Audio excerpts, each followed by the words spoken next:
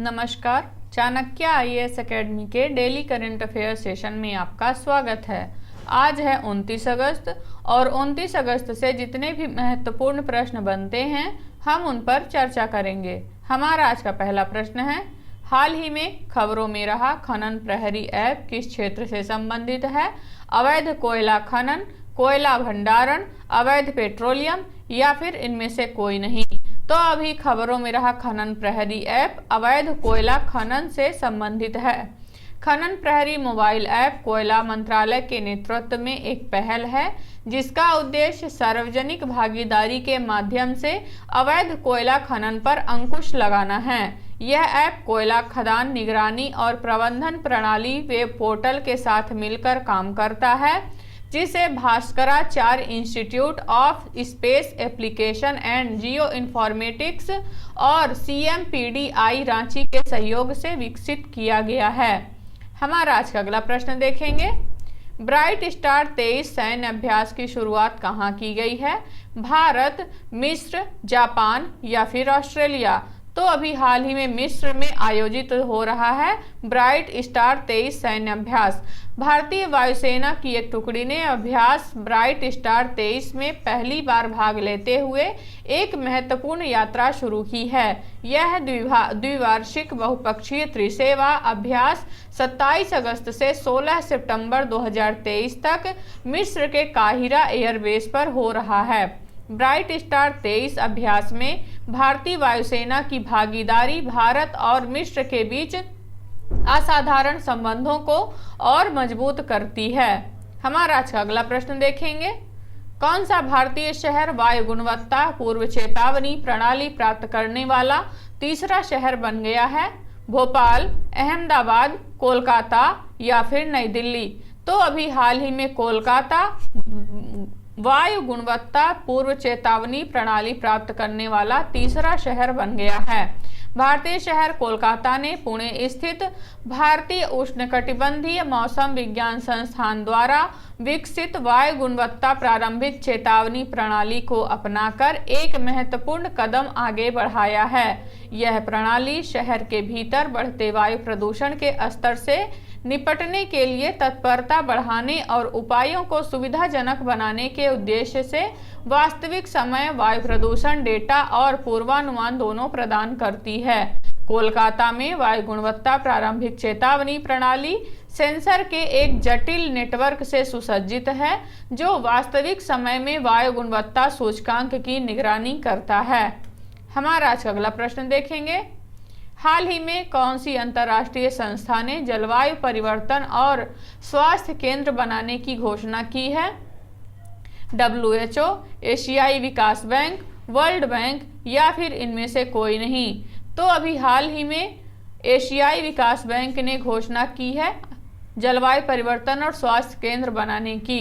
भारत एशियाई विकास बैंक के साथ साझेदारी में राष्ट्रीय राजधानी दिल्ली में जलवायु परिवर्तन और स्वास्थ्य केंद्र खोलने के लिए तैयार है, जिसका उद्देश्य ज्ञान साझा करने की सुविधा प्रदान करना, साझेदारी और नवाचारों को बढ़ावा देना और G20 से परे देशों, विशेषकर विकासशील देशों की मदद करना है। जलवायु परिवर्तन हम सभी को प्रभावित करता है और यह केंद्र हमें विभिन्न भागीदारों के साथ इस महत्वपूर्ण मुद्दे पर चर्चा करने और एक दूसरे से सीखने का अवसर देगा।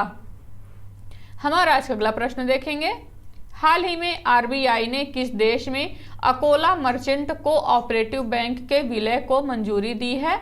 Bihar cooperative bank, Punjab national bank, Jalgaon people's cooperative bank या फिर इनमें से कोई नहीं?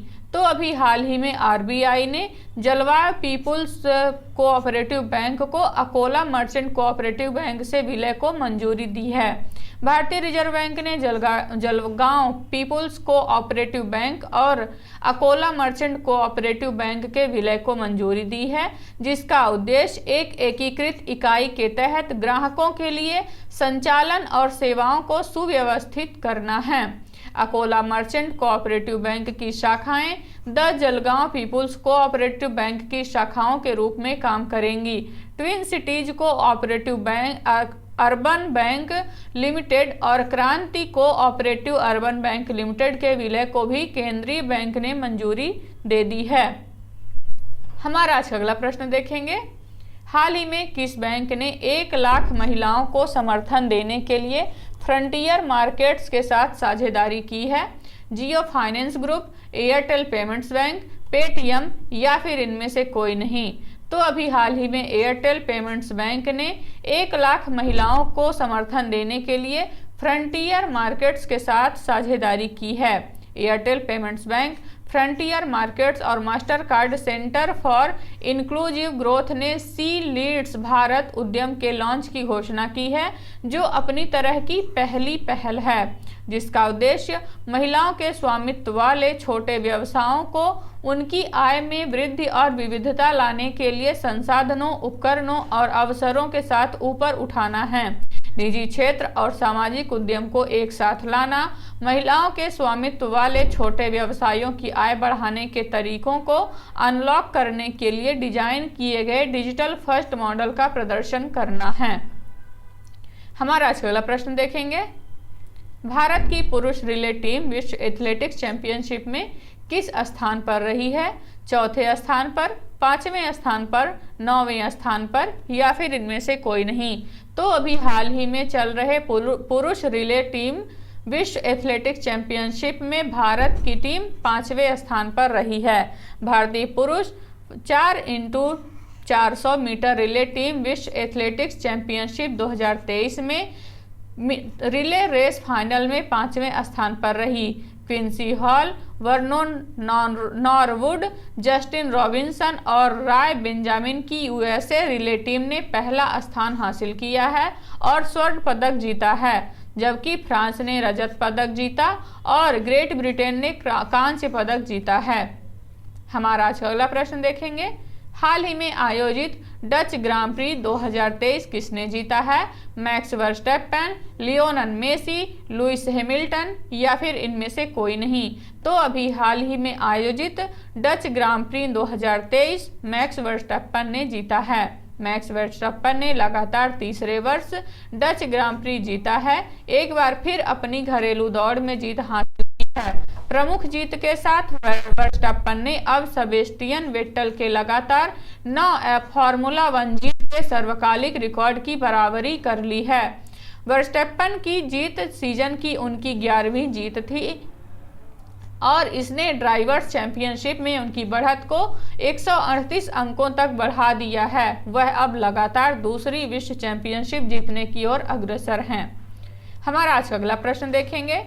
हाल ही में किस राज्य सरकार द्वारा हर जिले में साइबर क्राइम स्टेशन स्थापित किए जाने की घोषणा की गई है? राजस्थान, गुजरात, उत्तर प्रदेश या फिर हरियाणा? तो अभी हाल ही में उत्तर प्रदेश राज्य सरकार द्वारा घोषणा की गई है हर जिले में साइबर क्राइम स्टेशन स्थापित किए जाने की। उत्तर प्रदेश के मुख्यमंत्री योगी आदित्यनाथ ने साइबर अपराधों पर सख्ती से लगाम लगाने के लिए पुलिस को हर स्तर पर साधन संपन्न करने का निर्णय लिया है। सीएम योगी के इस निर्देश के बाद आगामी 2 माह के भीतर प्रदेश में 57 नए साइबर क्राइम थानों की स्थापना होगी, जबकि हर थाने में साइबर हेल्प डेस्क के अलावा अब साइबर सेल भी क्रियाशील होगा। हमारा आज अगला प्रश्न देखेंगे।